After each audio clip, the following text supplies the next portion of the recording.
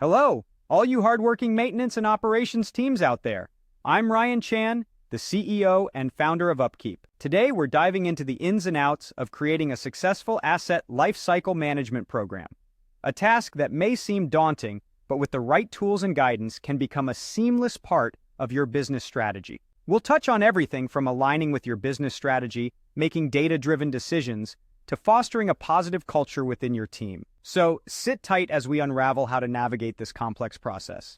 Implementing a top-notch asset lifecycle management program is no small feat. It requires alignment with your overall business strategy, data-driven decisions, and fostering the right culture. If you're a facilities manager, you know that taking care of a company's assets is one of your major responsibilities. And for most manufacturing or production facilities, that can be a massive undertaking.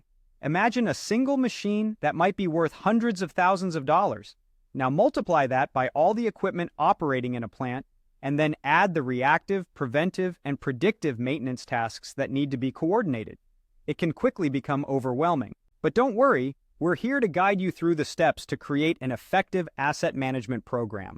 First things first, you need to align with your overall business strategy. Understanding the overall strategy for your business is crucial. Your executive team should set the general direction, which could be focused primarily on things like rapid growth, customer success, or increased reliability. Your role is to create an asset management plan that aligns with that overall strategy.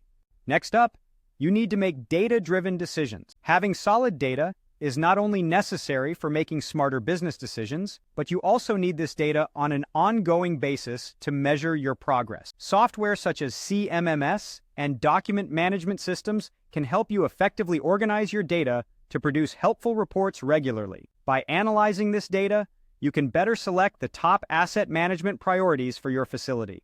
The third step is to take a life cycle view of your assets. Start with your largest and most important assets, and paint a life cycle portrait of that machine or equipment. This should take into consideration how much it cost to initially purchase and install, as well as operation, upgrade, and maintenance costs over its usage. And don't forget to include the cost of decommissioning the equipment. Last, but certainly not least, you need to nurture the right culture.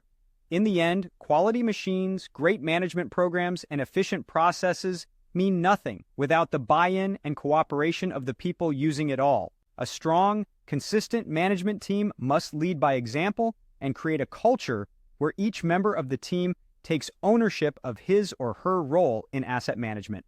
Remember, implementing an asset lifecycle management program is a journey, not a destination.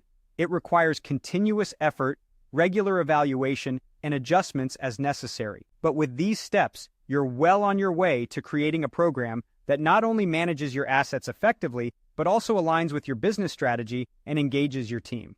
And that's a wrap. Thank you for joining us today. We've discussed the importance of aligning asset management with your business strategy, making data-driven decisions, taking a life cycle view of your assets, and nurturing the right culture. Remember, this is a journey, not a destination. For more insights, don't forget to subscribe to our channel. To learn more about how UpKeep can support your asset management journey, visit us at upkeep.com. See you next time.